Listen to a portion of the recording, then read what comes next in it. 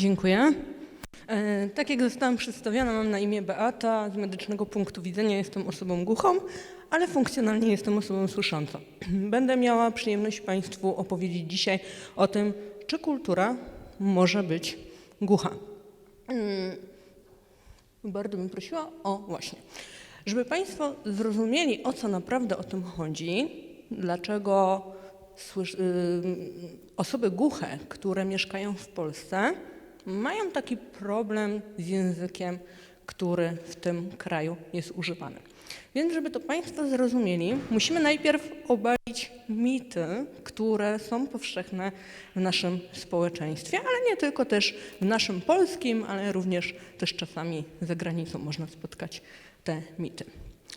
Pierwszy mit. Wszyscy głusi znają polski język migowy.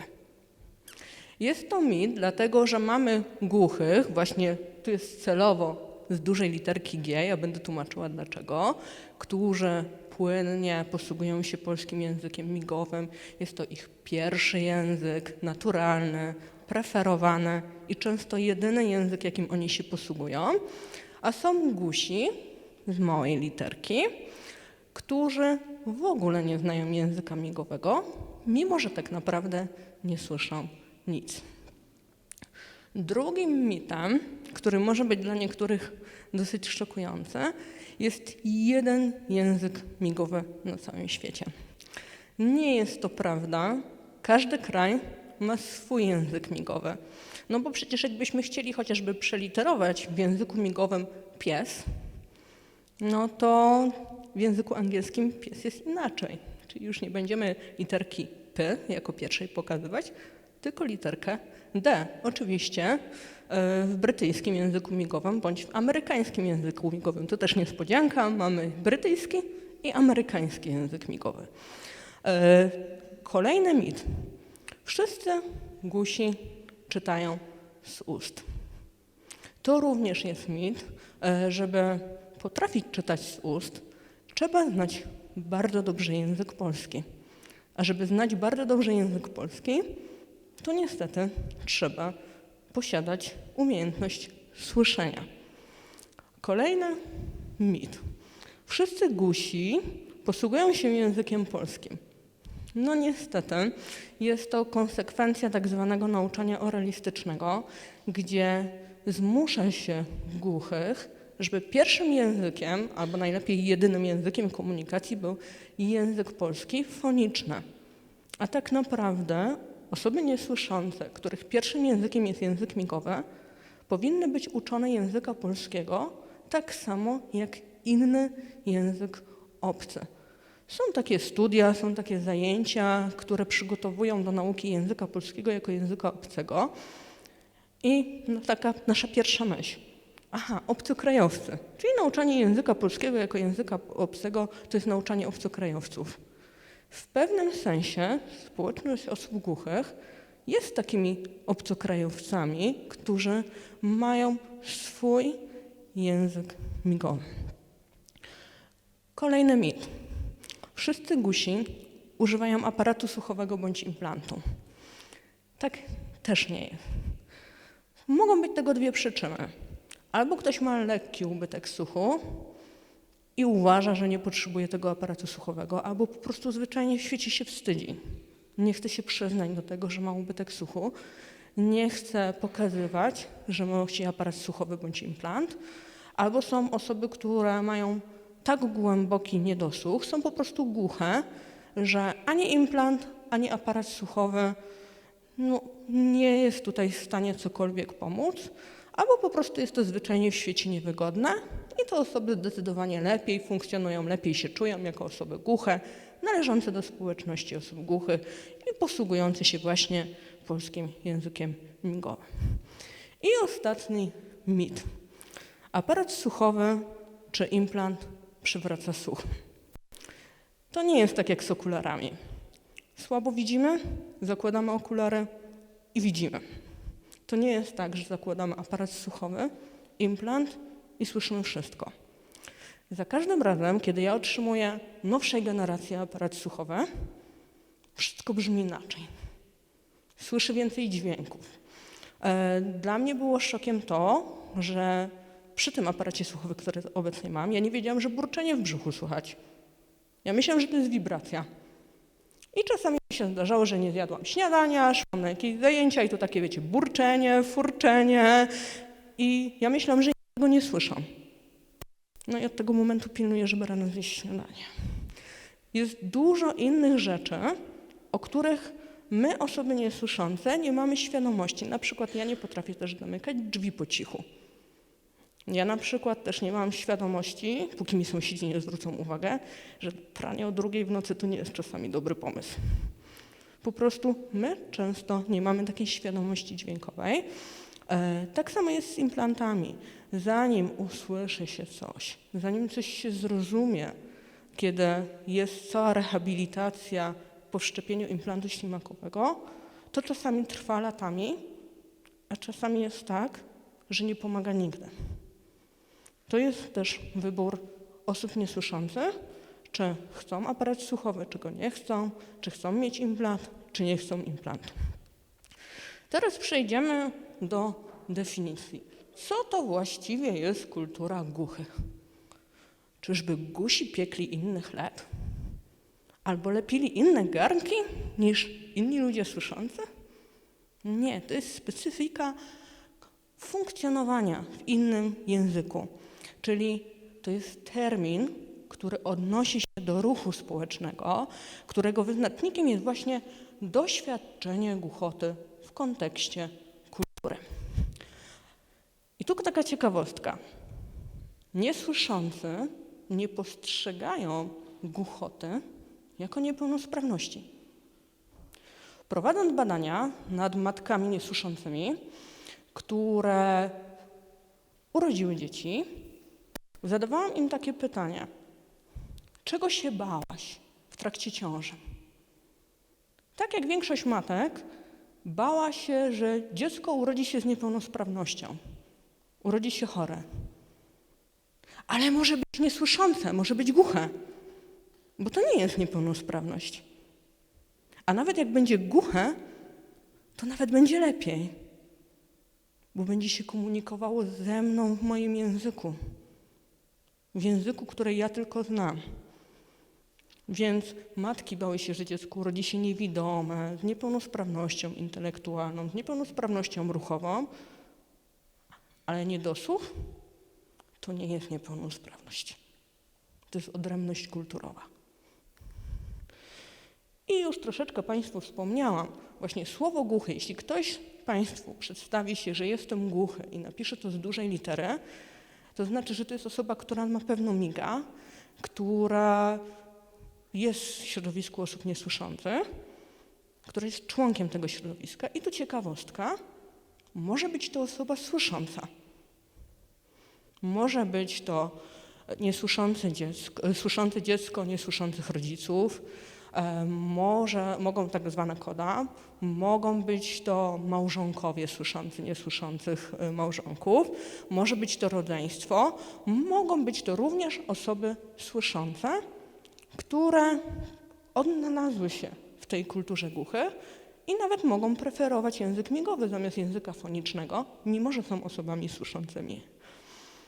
No i właśnie, istotnym spoiwem tej społeczności jest język migowy.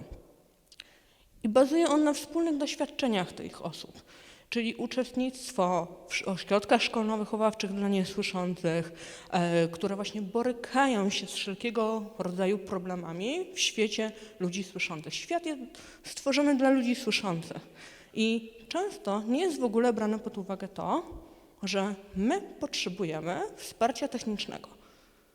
Ale Państwa obecność, wydaje mi się, że mają Państwo świadomość, że to wsparcie techniczne istnieje, może istnieć i może być jeszcze lepsze. Dlatego jesteście tutaj obecni i będę o tym również mówiła. Ale jak mówiłam o kulturze głuchych, to muszę wspomnieć też o autyzmie. To nie jest błąd ortograficzny. To nie jest autyzm, tylko rzeczywiście audyzm przez literkę D. Co to jest audyzm? Audyzm to jest tak naprawdę taka forma dyskryminacji osób niesłyszących przez osoby słyszące. Czyli moja kultura dominująca, moja kultura ludzi słyszących jest lepsza, jest bardziej wartościowa niż ludzi niesłyszących. Czy to nie jest postkolonializm? Sami sobie odpowiedzcie na to pytanie. Czyli w tym przypadku audyt będzie pewnego rodzaju nastawienie wynikające z przekonania, że kultura, sztuka, twórczość, zwyczaje, normy społeczne, cokolwiek wiąże się z pojęciem kultury, osób słyszących właśnie są uniwersalne i są jedynie pożądane. Może Państwo nie wiedzą, ale jest coś takiego jak sztuka osób niesłyszących. Jest teatr osób niesłyszących, są obrazy osób niesłyszących, więc ta kultura głuchych jest faktem i negowanie tego jest właśnie formą autyzmu. Jakie mamy metody wsparcia? Ja nie będę tutaj wszystkich metod omawiać, bo to nie jest celem dzisiejszej prelekcji, tylko chcę, żeby Państwo wiedzieli. To jest czysto teoretyczne, pedagogiczno-psychologiczno-rehabilitacyjne podejście, że mamy tyle metod. Najważniejszy jest wyróżniony element tego kafelka, czyli polski język migowy. Dlaczego komunikacja jest tak ważna? Dlaczego język jest tak ważny? Komunikacja to edukacja. W jaki sposób my się uczymy? W jaki Państwo sposób się teraz uczą na tej prelekcji? Słuchacie. A co w momencie, kiedy byśmy tylko migali? Czy Państwo by się czegoś dowiedzieli? No coś z prezentacji, może byście coś tam zrozumieli. Ale ogólny przekaz byłby zamazany, nie byłby pełny. I dlatego bardzo ważne jest uznanie polskiego języka migowego jako kanału po prostu komunikacji, jako kanału edukacji. Dzieci niesłyszące powinny i mają prawo w świetle konstytucji mieć wybór formy edukacji w dostępnym dla nim języku. I tu troszeczkę wkroczę w świat technologii. Kiedy wybuchła pandemia, wszyscy musieliśmy przejść na edukację zdalną, na pracę zdalną. I to był niesamowity okres, bo ja jeszcze studiuję, mam cały czas głód wiedzy, cały czas studiuję. To było niesamowite, że ja podczas edukacji zdalnej mogłam za pomocą systemu Bluetooth w moim aparacie słuchowym podłączyć się bezpośrednio do Teamsa i to był mój jedyny okres w całej mojej edukacji, gdzie ja miałam swoje notatki, bo ja wszystko słyszałam. A jeszcze jak mogę włączyć napisy na Teamsie, one nie są poprawne w 100%, ale wizualizacja mowy czegokolwiek, czy to jest język polski, czy język angielski, to jest ogromne wsparcie. I teraz w momencie, jak znowu przeszliśmy na edukację w kontakcie, to pamiętam moje pierwsze zajęcia. Tak, słucham wykładowcy i oczami szukam, ale gdzie są te napisy? Dlaczego nie są napisy włączone? I musiałam sobie uświadomić, że bo to nie jest Teams, to jest życie. To jest moja codzienność osoby niesłyszącej. Nie mam wizualizacji komunikatów, które przekazują sobie ludzie. I odpowiedzmy sobie teraz na pytanie, czy kultura może być głucha? Skupię się na dwóch aspektach. Aspekcie negatywnym i aspekcie pozytywnym. I zadam Państwu teraz pytanie. Kto z Państwa oglądał Matrixa? Rączka w górę. Znacie Matrixa. Kto z Was oglądał Gwiezdne Wojny? Super. A Dzień Świra? A zauważyliście, że ja się nie zgłosiłam? Nie znam klasyki filmów, jeśli nie ma napisu. Ostatnio mąż wypożyczył z Biblioteki Raczyńskich Dzień Świra. No bo jestem nauczycielem, główny bohater jest nauczycielem, mniej więcej kulturowo wiem, o co chodzi. Pożyczył DVD, wsadził w szufladkę. Ops, nie ma napisów w języku polskim dla niesłyszących, no bo przecież po co Polakowi napisy po polsku? Nowsze wersje DVD już mają napisy. No tutaj też mamy te platformy wszystkie jak Netflix czy HBO, napisy się pojawiają, ale też nie wszystkie filmy, zwłaszcza nowsze produkcje, nadążają z produkcją napisów. Więc odpowiedzmy sobie na pytanie, czy kultura jest naprawdę dla nas dostępna? Kino, Jeśli ktoś z rodziny, z przyjaciół chce mnie zaprosić właśnie do kina, moje pierwsze pytanie, a będą napisy? Jeśli moja grupa z roku chce iść do kina, wybierają film, nie ma napisów, ja nie idę, bo po co? Bez sensu. Do teatru nie ma pętli indukcyjnych, czasami jest tłumacz, czasami nie ma. Tak samo opera, wszelkiego rodzaju koncerty, wystawy, wydarzenia kulturalne, telewizja. Na szczęście z napisami jest coraz lepiej. Rozmawiałam właśnie przed prelekcją z moją znajomą, która mieszka w Wielkiej Brytanii, jest osobą niesłyszącą i pytam się, ile wy macie napisów w telewizji? Pierwsze 5 kanałów 100%, pozostałe 470%. Nawet reklamy. U nas różnie pokazują. Krajowa Rada Radiofonii i Telewizji prowadzi statystyki. Nie może być to mniej niż 15%. Różne kanały różnie się wahają, ale też miałam taką sytuację, że chciałam sobie obejrzeć teatr telewizji na programie pierwszym. I była informacja, są napisy. Pojawiły się 2 pierwsze dialogi, po czym napisy zniknęły. No to piszę na Facebooku, na czacie do Telewizji Polskiej, szanowni państwo, napisy nie działają. Na następny dzień mi odpisuje, no bo sprzątaczka wtyczkę dotknęła. I napisy się wyłączyły w trakcie realizacji.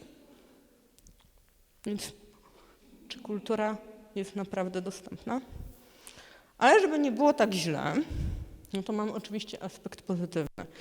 No i właśnie, polski język migowy, napisy, coraz więcej treści jest dostępnych właśnie w języku migowym, czy na przykład napisy, jest to kropla w morzu potrzeb, ale nie wiem, czy może państwo kojarzą ostatnią taką aferę ze znanym fotografem Marcinem Tyszką, któremu bardzo przeszkadzała nadmierna ekspresja tłumaczenia. Więc Euniko, nie przesadzaj. No bo zaburza to oglądanie. A naturalna ekspresja jest właśnie podstawą języka migowego. Ale nie każdy to rozumie. Mamy również pantomimę. W Stanach Zjednoczonych powstał spektakl, też, który jest cały w pantomimie, również cały spektakl w języku migowym. Też ostatnio widziałam, że jest produkcja filmowa na temat akurat życia Jezusa Chrystusa, gdzie wszyscy aktorzy, apostołowie, Matka Boża, Pan Jezus, wszyscy używają języka migowego. No niesamowite przedstawienie, właśnie dlatego, że jest w języku migowym. Mamy również poezję języka migowego, mamy festiwale piosenki, poezji migowej. Coraz więcej utworów muzycznych jest tłumaczonych na język migowy. Czy przez osoby, które uczą się języka migowego, czy też na przykład są teledyski, które właśnie wykorzystują piękno języka migowego. No piękno języka migowego jest ogromne, więc także to jest przepiękny język wizualno-przestrzenny, który też jest pewnego rodzaju sztuką. Ja tak widzę po państwa oczach, że nie możecie się powstrzymać, żeby nie patrzeć na Eunikę, bo to naprawdę to jest przepiękny język. I jakie mamy technologie? No to ja podzieliłam sobie na takie 2 grupy. Pierwsze to są urządzenia wspomagające, czyli tak jak już troszeczkę wspomniałam, aparat słuchowy i implant. I teraz tu troszeczkę takich technicznych dygresji. Tak jak już wspominałam, że aparat słuchowy i implant nie powodują, że my odzyskujemy słuch, ale jest pewnego rodzaju zacofanie w technologii. Na przykład dopiero od niedawna aparaty słuchowe mają system Bluetooth. Wiedzą państwo, kiedy powstał system Bluetooth? W 1999 roku. W 2001 roku powstały pierwsze telefony komórkowe, które miały Bluetooth. I potem zaczęły się laptopy, smartfony, tablety. Ta technologia jest z nami już od ponad 20 lat, a w aparatach słuchowych od kilku. Drugi aspekt to jest kwestia też dofinansowania. Tak jak wspomniałam, mamy różne ubytki słuchu. Mamy lekkie ubytki słuchu, gdzie aparaty słuchowe nie potrzebują takiej mocy, nie są tak mocno zaawansowane technologicznie. I one się potrafią zamknąć w kwocie 2–2,5 tysiąca. Aparaty słuchowe dla osób z głębokim niedosłuchem to jest koszt od 8,5 tysiąca w górę. Czyli jak ktoś ma 2 aparaty słuchowe, no to sobie Państwo pomnóżcie 8,5 tysiąca razy 2. A jak mój małżonek też ma 2 aparaty słuchowe, to pomnóżcie sobie to razy 4. Ale by można sobie samochód fajny kupić, super wakacje. A my musimy w budżecie uwzględnić to, że się aparat słuchowy popsuje. A ja Państwu powiedzą, na pewno są dofinansowania. Są. 700 zł. No chyba, że nie ukończyliście 26 roku życia, to jest troszeczkę więcej. Czyli zobaczcie, w naszym systemie kończycie 26 lat, jesteście przez system uzdrowieni. Nie potrzebujecie wsparcia. Jeśli chodzi o system FM czy pętle indukcyjne, to dofinansowanie jest tylko do 26 roku życia. Koszt systemu FM około 13 tysięcy. I teraz wytłumaczę, co to jest. System FM to jest taki specjalny mikrofon, który możemy wykorzystywać do różnych rzeczy. Możemy podłączyć do komputera, do telewizora, zwłaszcza jest wykorzystywany w edukacji, gdzie osoba, która mówi, to jest taki mikrofon, który łączy się bezprzewodowo z aparatem słuchowym i zdecydowanie bardziej zwiększa poziom słyszalności. Od niedawna też w tych systemach FM, z jednego systemu FM może korzystać kilka użytkowników i nie ma, do niedawna tylko był jeden system FM, jeden użytkownik.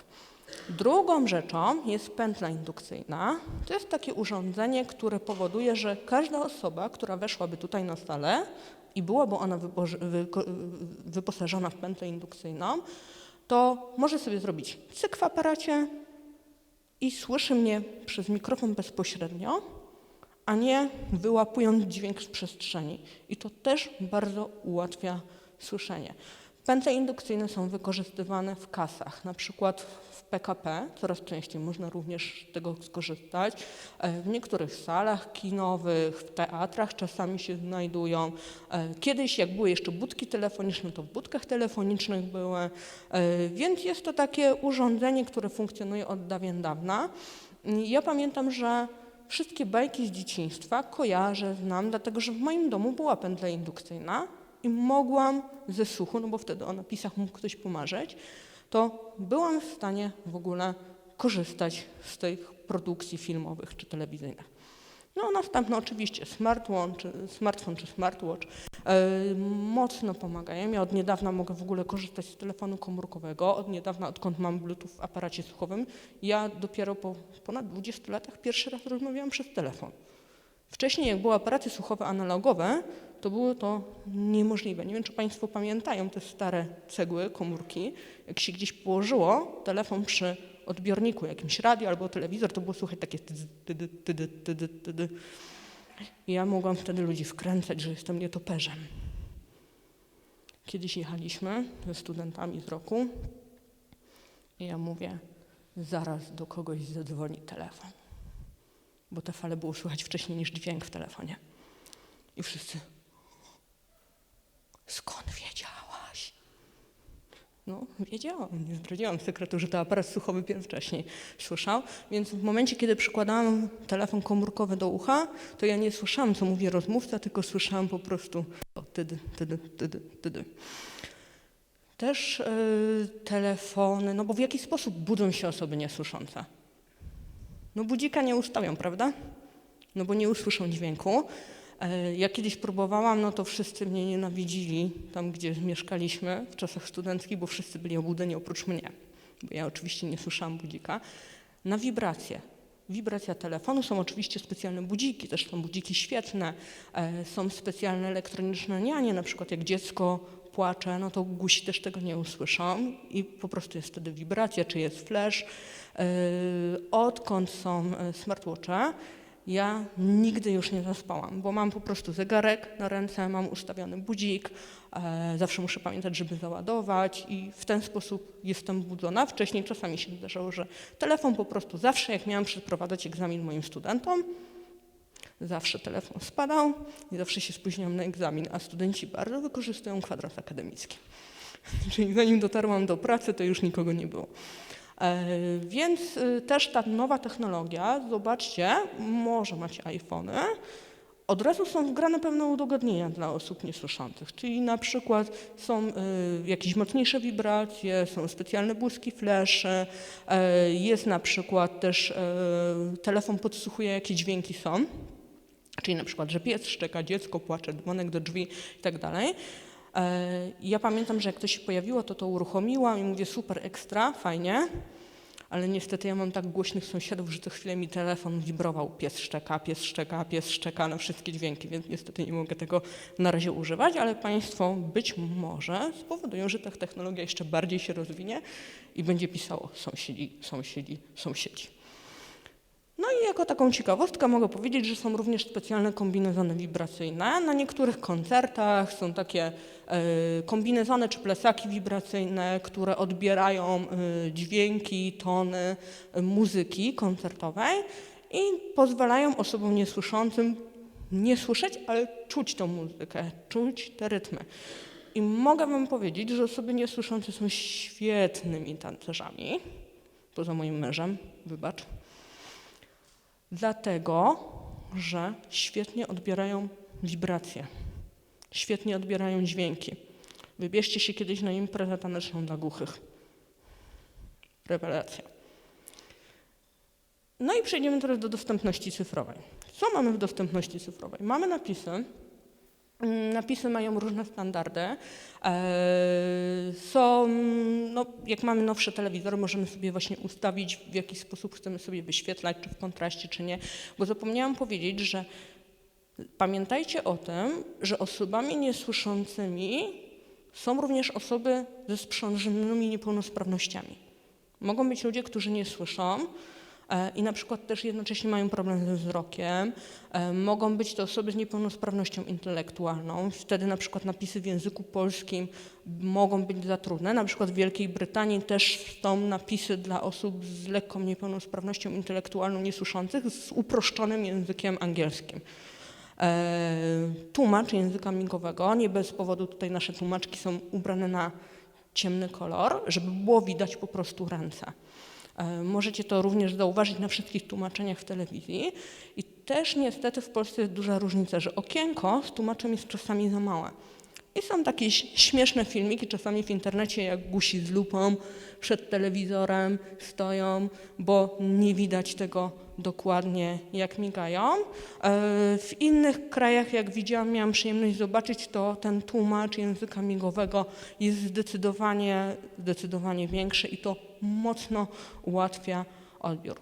No i audiodeskrypcja, czyli tłumaczenie też tego, co my nie słyszymy. Raz to dialogi, a dwa dźwięki, które dzieją się podczas spektaklu. Dzwonek do drzwi, telefon, szczekanie psa, ktoś upadł, huk wystrzału. To są te wszystkie takie informacje w nawiasach, które się pojawiają i pozwalają szerzej zrozumieć kontekst sytuacyjny. Jeśli Państwa interesuje ten temat, jak my w cudzysłowie słyszymy, to możecie sobie wyjąć swoje telefony komórkowe, zrobić zdjęcie QR-kodu, które odeśle Was do 11-minutowego filmiku, świetnie zrobionego filmiku, gdzie chłopak, który nie słyszy na jedno ucho, jest po wszczepieniu implantu ślimakowego. I on świetnie to zrobił, pokazując, jaka jest różnica w dźwiękach, jaka jest różnica w muzyce, jaka jest różnica w tym, w jaki na przykład słuchanie audiobooka. Jeśli będziecie chcieli, jeśli macie czas, również są napisy, możecie sobie potem obejrzeć ten film. Ja bardzo serdecznie polecam, bo dużo uświadamia, w jaki sposób my uczymy się słuchania, rozumienia. Czyli jak mamy jedno zdanie składające się na przykład z 10 wyrazów, to ja może dobrze usłyszę 2, a resztę muszę się domyślać. I teraz zróbmy taki mały eksperyment. Dokończycie zdanie. Wyłącz proszę ten kom. Wyłącz proszę tą kom. I zobaczcie, skąd wiedzieliście, że jest komputer albo komórka, bo usłyszeliście ten albo tą.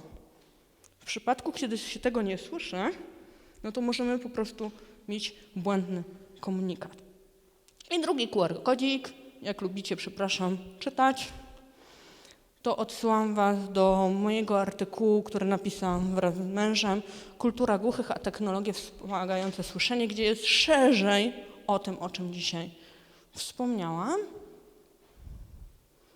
I mam nadzieję, że pozostawiam Was z głodem wiedzy i morzem pytań. Dziękuję bardzo serdecznie.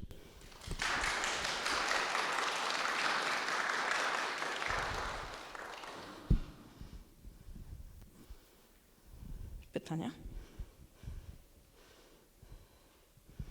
Tak.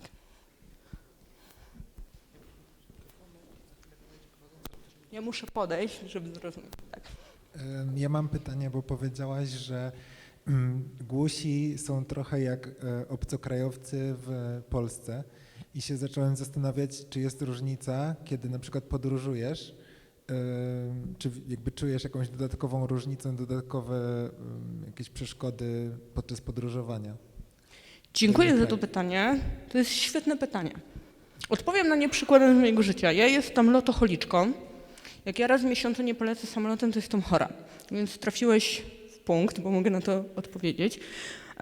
Byłam w Pekinie na konferencji i byłam jedyną osobą ze słabą znajomością języka angielskiego w mowie. Cała reszta biegle mówiła w języku angielskim. Tylko problem polega na tym, że Chińczycy nie znają języka angielskiego poza uniwersytetem. I w dodatku Chińczycy inaczej liczą na palcach. To jest na przykład 7. I wiecie, że ja, nieznająca języków fonicznych, najlepiej się dogadywałam z tej całej zgrai, którzy świetnie mówili w języku angielskim?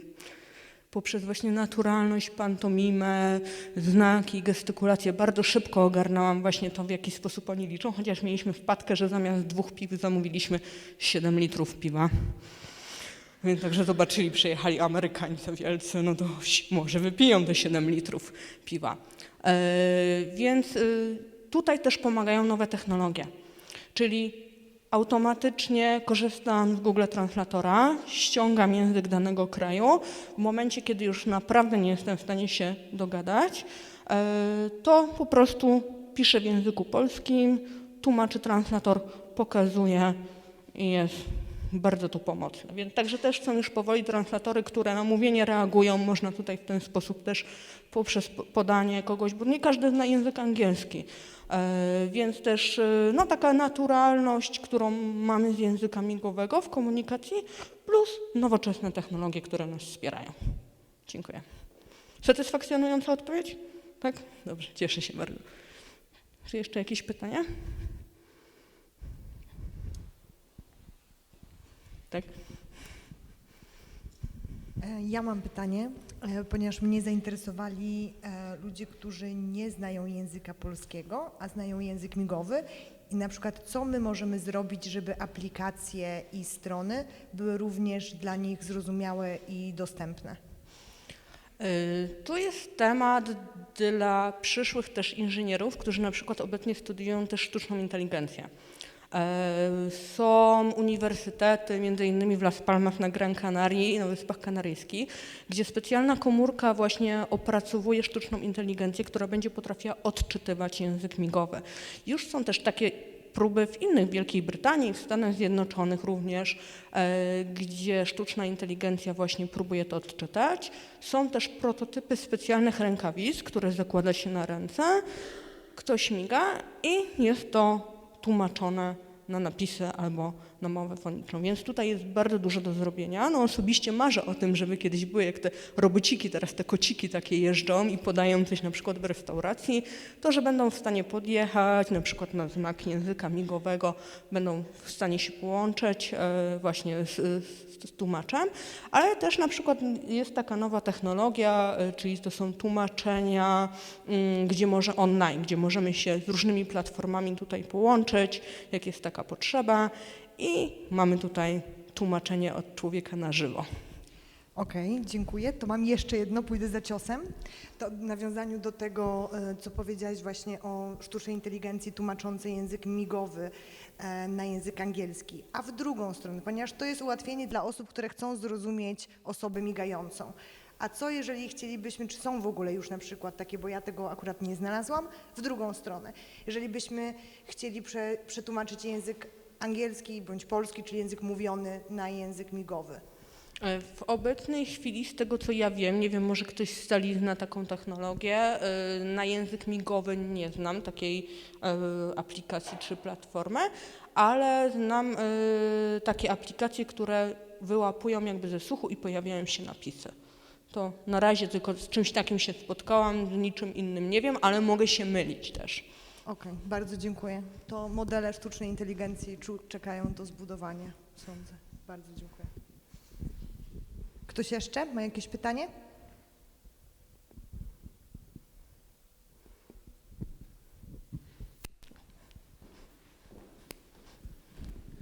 Ja chciałem zapytać, jak z Twojej perspektywy reagować w tych sytuacjach, kiedy zderzamy się z autyzmem i z tym podejściem chociażby takim, jak pewien celebryta wyraził się negatywnie o obecności tłumacza przy okazji koncertu kolęd. Jak uważasz, że powinniśmy na to reagować? No, ja mam tutaj problem z tym, bo są dwie szkoły. Z jednej strony my jesteśmy przyzwyczajeni do autyzmu. To jest nasza codzienność bolesna, ale jedyne co możemy robić to uczyć, edukować, podawać przykłady, występować i tak dalej. Ale z drugiej strony my już mam naprawdę dosyć. I ja zaczęłam używać modne słówko. Rasizm. To jest rasizm. Jeśli ktoś nie uznaje mojego sposobu komunikacji, jeśli ktoś nie uznaje moich problemów, które nie wynikają z mojej winy, no to przepraszam bardzo, ale jest rasistą. I to jest mocne słowo, ale ja nie wiem, czy już my nie mamy wyjścia go używać. Bo zobaczcie, tak jak na przykładzie Bluetoothu. 99 rok powstaje ta technologia, a ja czekam 20 lat, żeby ona została wprowadzona w aparatach słuchowych. Więc albo po dobroci, albo terapią szokową. Niestety takie dwa wyjścia mamy, bo innego nie widzę. Czy jeszcze jakieś pytania?